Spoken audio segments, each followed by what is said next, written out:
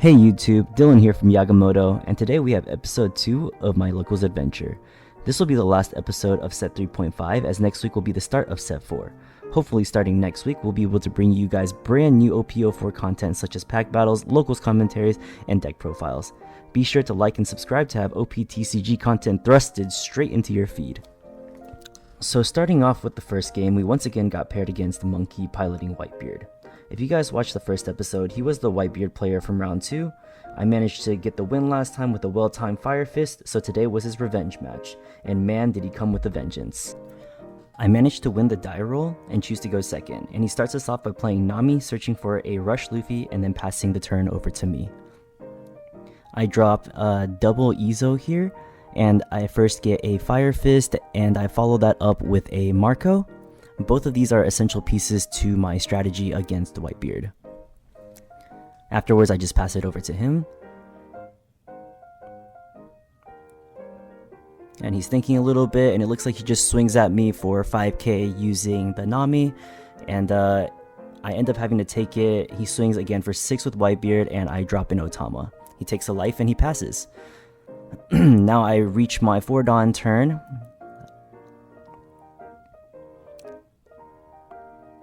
I add 1 Dawn to Zoro, use Izo to swing over the Nami, which dies.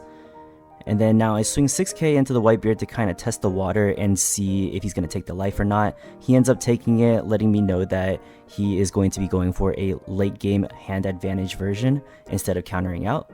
I play Buggy, get a Fiery Doll, which honestly I was hoping for more counter.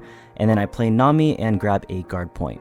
As you can see, this build is slightly different from the one that I was playing last week. This one is running the Straw Hat engine along with Buggy.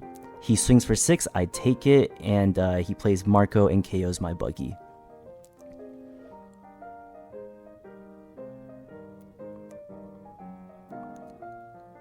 I now tap 5 and I drop my own Marco, and I pass turn, leaving 1 Dawn up for the guard point that I searched earlier. He drops in Izo and grabs the Speed Jill.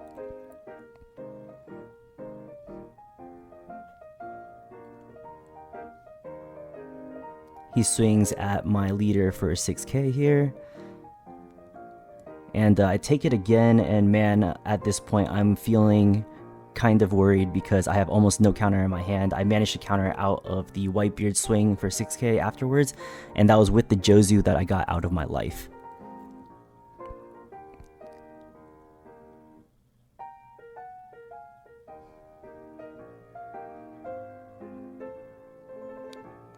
He's leaving 2 Dawn up at the end of his turn, so I know that it could either be a guard point, Radical Beam, or a Red Hawk. But I do need to start getting some cards out of his hand because he has a huge hand at this point. I swing 6 into the Marco, counters out for 1k using Izo, and then I swing 8 into the Marco, hoping to have him pitch an event or 2 cards.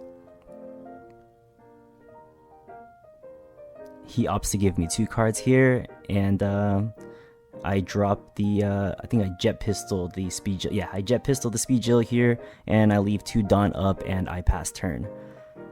My biggest issue as of right now in this game, or what I'm thinking, is the fact that I'm already at 2 life, and my hand is full of non-counter. I can see a Rush Luffy in there, and if I remember correctly, I also had a Rush Zoro.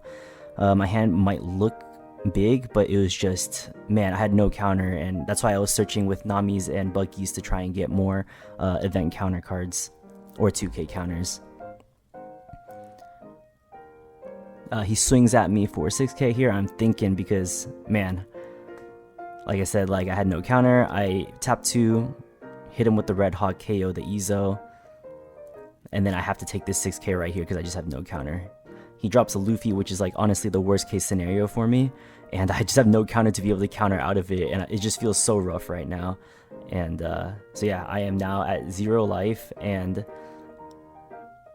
I have to essentially kill him this turn, and he has 3 Dawn up. I add 1 Dawn onto my Zoro, and I try to get the most cards possible out of his hand, because I know that I can't clear board and also take care of my own life for the next turn, because most likely the Marco is going to survive this turn, even if I'm able to KO the Luffy. which means that he will be guaranteed 2 attacks minimum, and if he has any rushers in his hand, then it's just not good for me. So I have to end the game here. I swing 7 into his Whitebeard to try to get a card out of his hand before I go all in, and he drops the Machina there, and then I go ahead and activate the Fiery Doll, swing 17 into his life, and he Red Hawks KOs my Nami, guard point, and then just a bunch of 2k counters, and he's able to counter out, which basically seals the game at this point. I definitely think that I could have played this game a little bit better. For example, I could have kept all of the Izos and the Namis in my hand as 1k counters, and then not be so starved on counters the entire game. I think there was one point where I maybe shouldn't have done the Jet Pistol on the Speed Jill, and I could have swung at him for maybe 8k at life, had one up for the guard point, and then created a new blocker that he needed to swing into. That could have been another option that I could have taken. But yeah, overall, just an unfortunate game, and hopefully the next Whitebeard game will be better. Game 2 is against Black and Yellow Big Mom. I end up winning the dice roll again, yay me. I choose to go second, he passes turn to me, and turns out I don't have a turn 1 play either, so I pass back to him.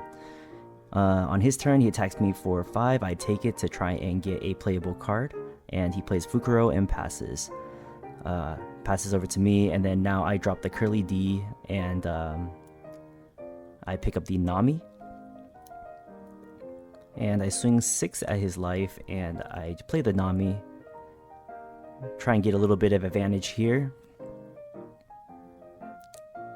I pick up the Rush Zoro, which I know is going to come in handy in the late game,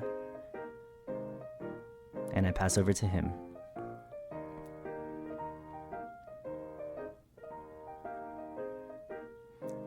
He goes ahead and he plays Rush Katakuri. He knows that if he attacked first with his Big Mom, he would not be able to get the rush here. So he goes ahead, swings for 6, I counter out, and I take the Katakuri rush hit.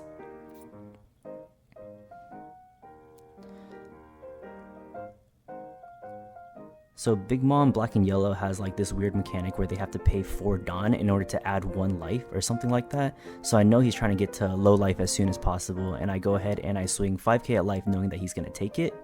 And then I just drop the Marco. I don't want to invest too much into my swings because I kind of just want to get rid of his Fukuro, but I know that he's just going to take all the life and not counter out anyway.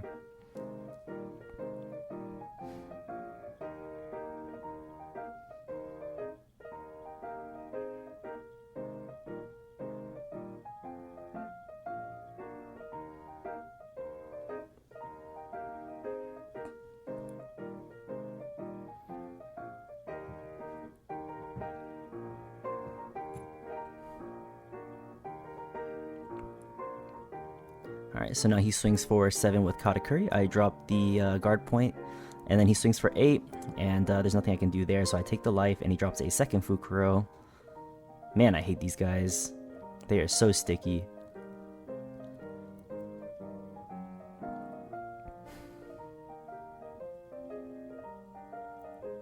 I swing for 7 at his life, and he's going to take it.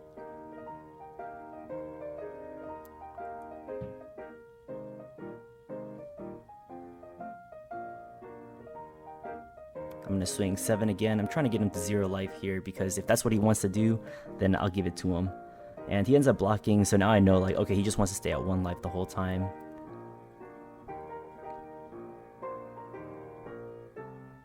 This means that I can start getting a little bit aggressive. I Jet Pistol the Katakuri because I know that if I try to swing over it, he's just going to Fukuro it. Leave 2 Dawn up, representing either a Red Hawk or double guard point or Radical Beam.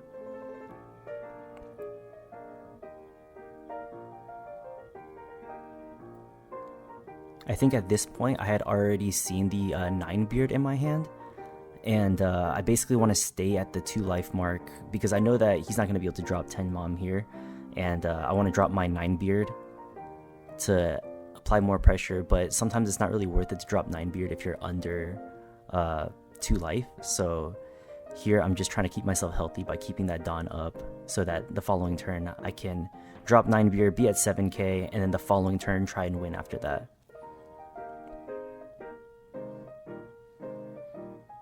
He ends up sticking the card he sees again at the bottom, so now that first card of my life is going to be the one he set at the bottom at the beginning. He swings for 6, I drop Otama, and then he swings for 6 again with his Katakuri. And I know I'll have to counter this because my plan is to go for the 9 beard the following turn. And then here he drops the Borso, another sticky blocker, but you know, that's what yellow does. I mean, that's what black does.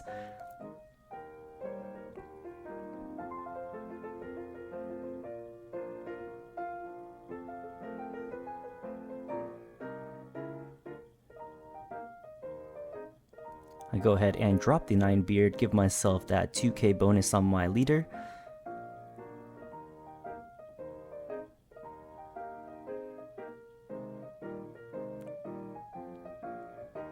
So here I swing 6 into his life, and then I swing 7 into life.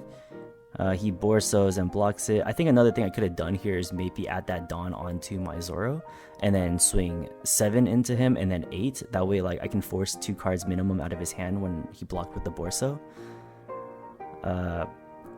But, I mean, I kind of wanted to keep that 1 Dawn up just to represent a guard point or radical beam, you know, so he kind of has to play his Dawn weird. Luckily, he does not have the 10 drop here, and he ends up going for the Tsuru Katakuri, putting my 9 beard into my life, which, you know what, honestly, I'm happy for, because the more life I have against yellow, the happier I am. I don't really care that it's gone. It's already kind of done its job, making him waste a turn.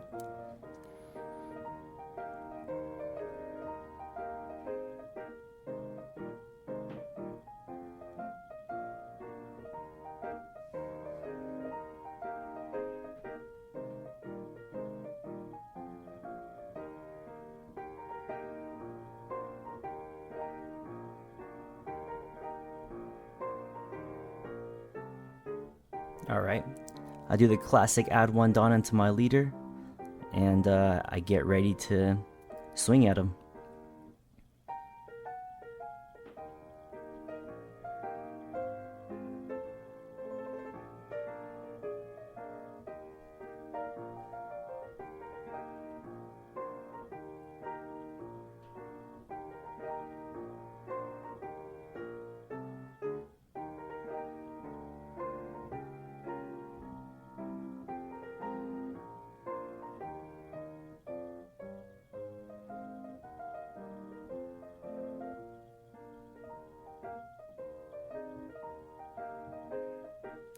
I swing 7 at his life here, and he doesn't want to go low here, so he goes and lets his Fukuro die. Swing 7 again with my Marco.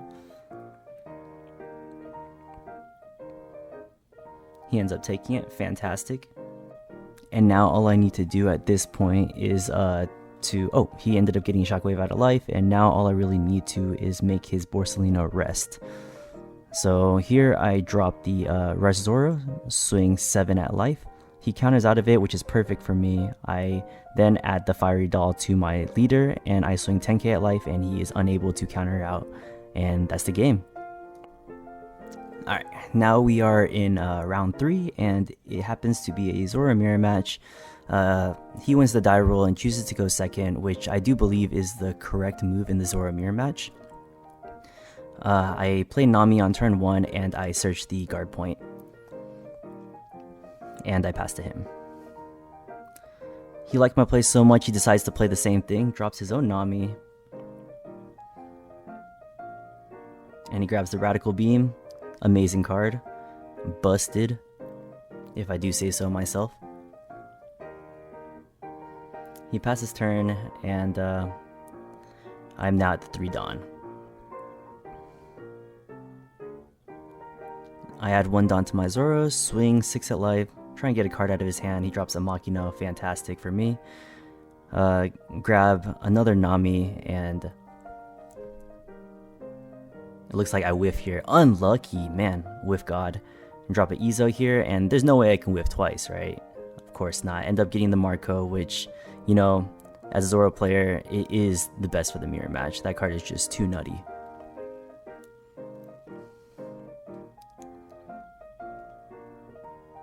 So here he drops a Rush Zoro, which is a very interesting play. He attacks into my life, immediately gets jet pistoled, and attacks me for 6 again. And I take both of those because I'm not feeling too scared right now. I attack 5 at life, and because I was able to jet pistol him earlier, I don't even need to worry about his Zoro, and I'm able to just clear his board by dropping the 5-drop Marco here. And man, I am sitting pretty. I feel good right now.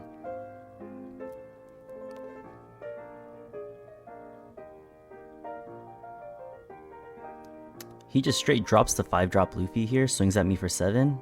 Who am I to say no? I take it, and then he swings at me for 6, and he passes turn again.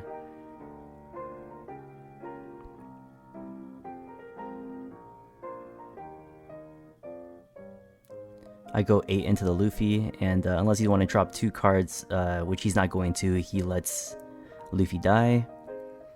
And I have 5 more Dawn to play with.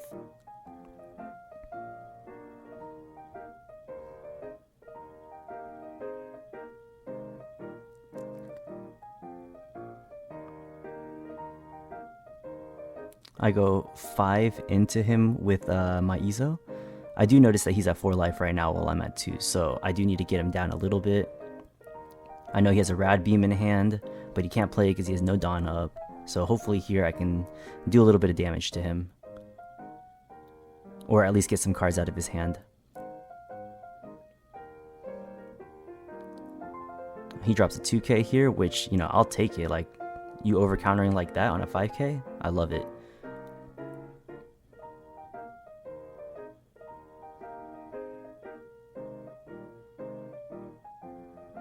I go 5 again with Nami.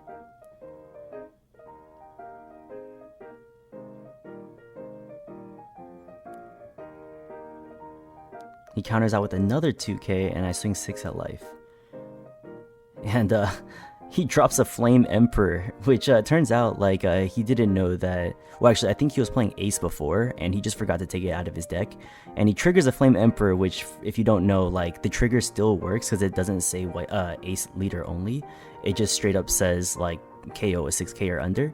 And he tries to target the Marco, and I told him, unfortunately, you can't because my Marco is at as of right now at 8k, and he informed me that like I think he had been playing with a friend that told him that he could still do it anyway, and but yeah, it was unfortunate for him, but it was crazy that he was able to get that Flame Emperor out of life, because what are the chances that he didn't just draw it dead in his hand?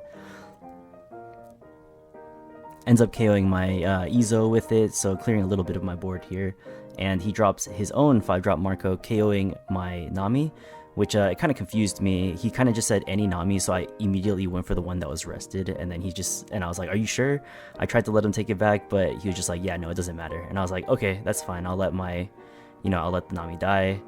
But if I were him, I would have KO'd the active one and then swung into the rested one. And then he ends up swinging 8 into my leader. I drop a guard point and a Marco.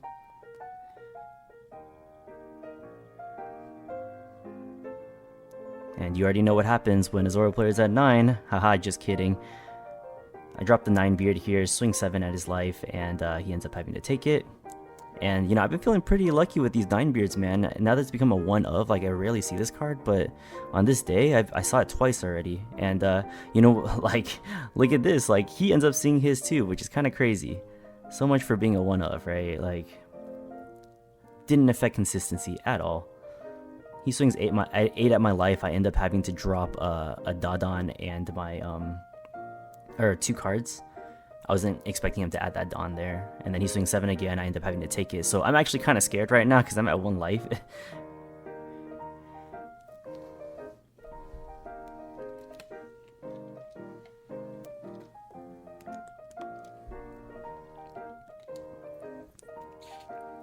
I played a Nami and search a Radical Beam because I am at 1 life and I am kind of scared that he might be able to kill me in this following turn.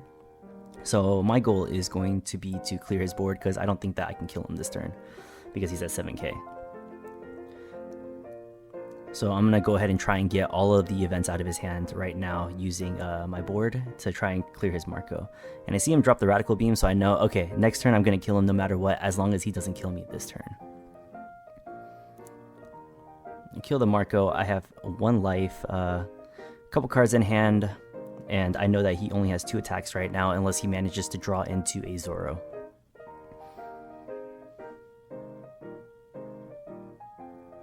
I play my own Zoro, swing 7 at his life.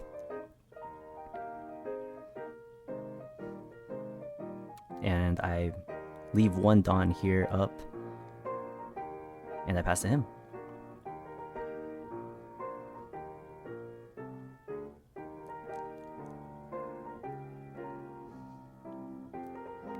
He plays the Nami. At this point, I think he's just looking for that rush Zoro, but honestly, like, I kind of went over this game afterwards, and I believe that the best play here might have been just to clear my board, maybe, because I have one Dawn up, yeah, but he could easily just swing over that using Newgate and then pop one of the lower cost units, and he ends up jet pistoling my Marco here, which I had no events to be able to, you know, keep it alive because I needed the events in my hand to stay alive this turn. And he ends up dropping Kobe, and honestly, like, I think that if he had just gone and cleared my board, he could have done killed my board using Whitebeard and Zoro, cleared both of them off, and then the following turn there was almost no way that I would be able to kill him. Like, he just didn't even really need to drop the Kobe there.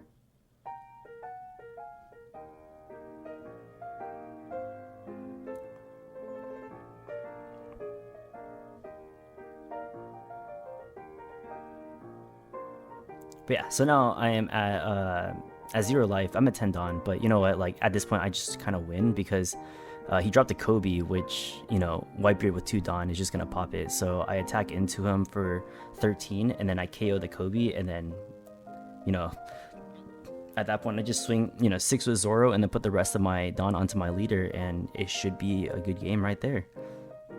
And so yeah, I think that like his deck wasn't really optimized, but yeah, like a good game. We now enter the last game of the night, and I'm playing against my little brother Ethan, who is piloting the Film Kid deck. And yeah, he wins the die roll, ends up choosing to go second. I have no turn 1 play, so I pass to him. He has no turn 1 play, he passes back to me. And then I just swing at him for 8, he takes it, and I pass turn. He swings at me for 5k. I graciously take that life because I need a playable card. He drops Nami and searches top 3 and grabs an Usopp to his hand.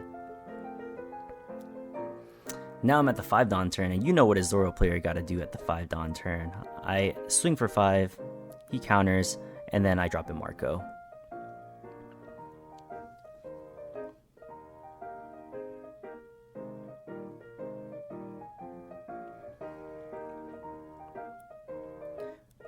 Here he opts to go for the 7k swing.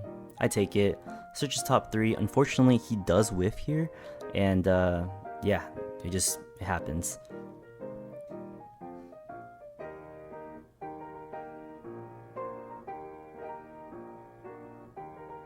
He decides to go for, it looks like a 6k at life. I counter out with Makino, and he drops a double Beje to protect his Nami.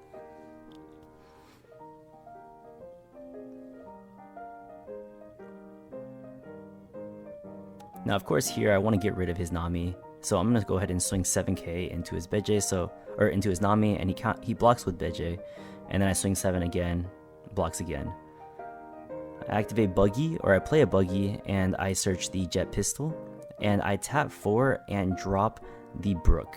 The reason why I drop Brook here is because I know on the following turn he will be hitting the 8 Dawn turn, because I'm at 7 this turn, which means that he's going to be dropping his Luffy combo, and we know that he has an Usopp in hand, so at minimum he's going to be going Luffy into Usopp, but most likely he's going to have another combo piece. So I want to basically pressure him with the Brook on board, because Brook is then going to be able to swing and lower both of them into range of like my Jet Pistol.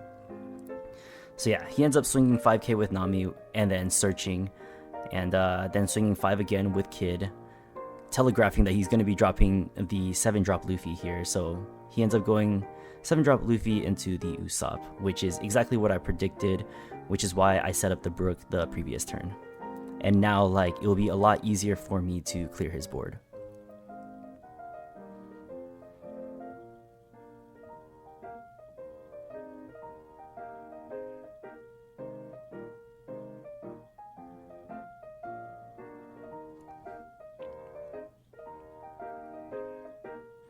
So I go ahead and add 1 Dawn to Brook, and then I swing 7 at Nami, and I lower the Usopp and the Luffy by 2k each. So now Usopp is at 3k, and Luffy is at 5.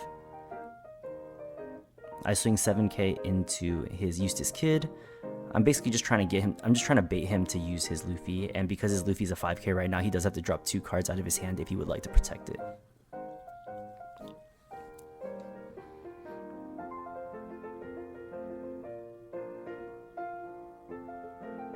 I drop a second buggy here, and just remember I do have the jet pistol in my hand to clear the Luffy on this turn if I would like to. I end up whiffing with the buggy, unfortunate, but I'm pretty sure at this point I was looking for the Fire Fist, because Fire Fist would just completely decimate his board. And so instead I just jet pistol, get rid of the Luffy here, swing 5k with my buggy, and then swing 7 with Zoro.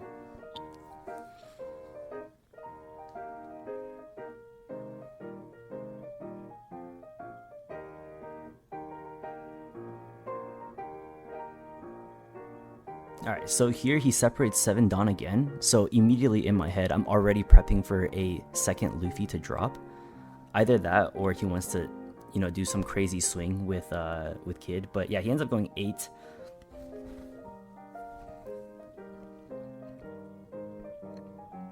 I'm pretty sure he's doing this at my my Marco, so I drop a Otama and a Marco here, and then he's swinging 5k into my my Brook to try and get rid of it, which honestly I think that like in this case he should have just gone both attacks all in into my Brook, because Brook is going to be the one to give him the biggest headache. And it turns out he did not drop the Krieg. It actually blew he did not drop the Luffy. It actually blew my mind that he dropped the Krieg in this game, and I was like, oh no, because now Brook, Buggy are both gone, and he basically just wiped my board, dropped another weenie blocker, and now on the following turn he has a double attack for 8k, which is insane.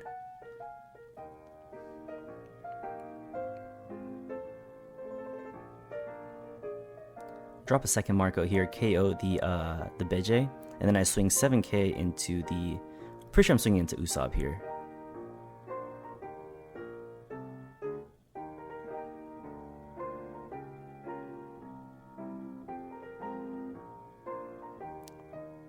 Usopp dies, and then I swing 5k into his life. One thing about film that I did realize recently is that they do end up using up their resources pretty fast, because Luffy drops, just basically vomits like a bunch of bodies onto the board.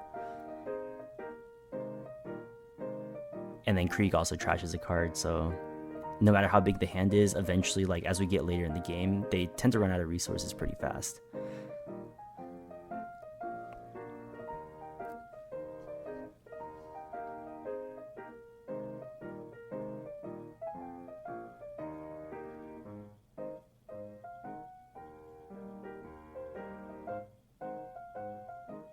Alright, so he goes 5k into my buggy. He's trying to clear my board right here. Which, maybe that isn't the... I don't know if that's the best play. Maybe he could have gone for like a double attack here. Force cards out of my hand first with the Krieg. I don't know. Maybe he didn't...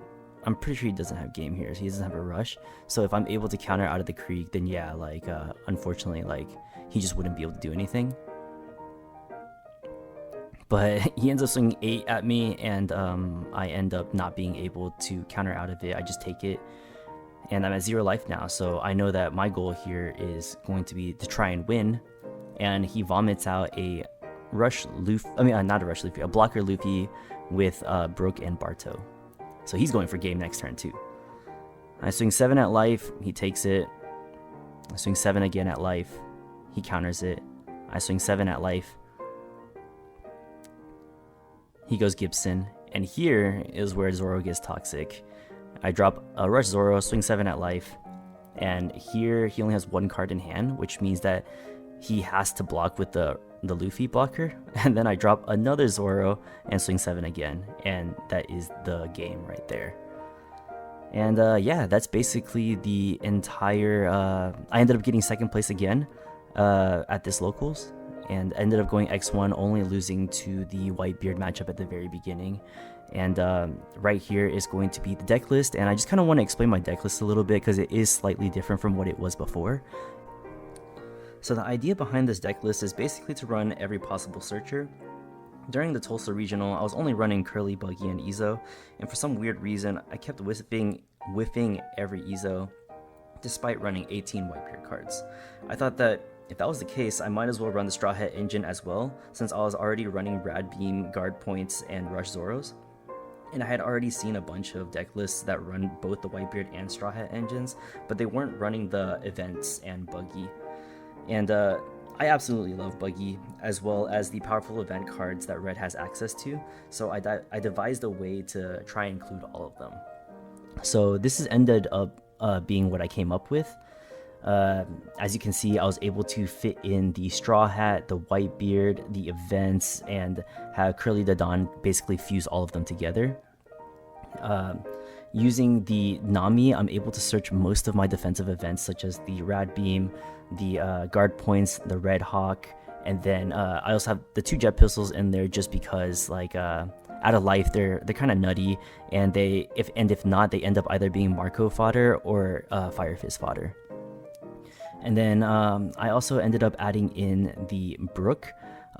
This was, I guess you could say it was like a tech choice. I ended up taking out one of the Gordons and replacing it with the Brook because Brook just does the same thing as Gordon and as Otama.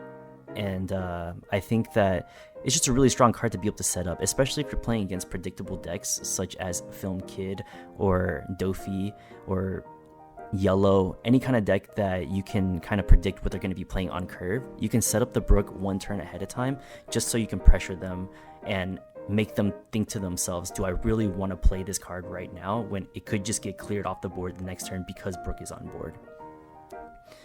I also opted to run the 1 Rush Luffy, and I cut down the Zoros that I was running. I think I was running 3 before, and I cut it down to 2 because now he is a searchable target as well as the Luffy. Luffy is just there for the surprise factor. Sometimes when you're playing against decks that have a lot of blockers, you can drop Luffy and then just add all your Dawn to it and swing.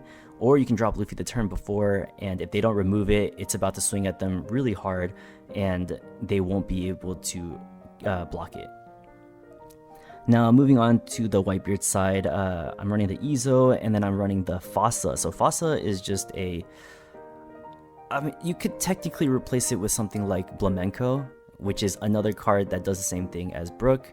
And I just like the Fossa. You know, you never know when you're going to need like that one blocker, and sometimes when you go ham and you attack with your entire board and you just drop a Fossa at the very end, it changes the way that they have to deal with your board. Yeah, so I run the 2 Jozus there to just kind of up the amount of Whitebeard parts that I have. The 1 blocker Marco, because that card is still nuts. 4 of the 5-drop Marco, which in my opinion is the best card in the deck. Usually if I'm able to drop 2 of them, I most likely have the game in the bag. 9 Beard for the sack, and honestly in Tulsa, like despite the fact that I was whiffing every single one of my Ezos, I kept opening the 9 Beard, and that got me a lot of dubs just off the fact that the card is broken. I have the 1 Fiery Doll, 3 Fire Fist.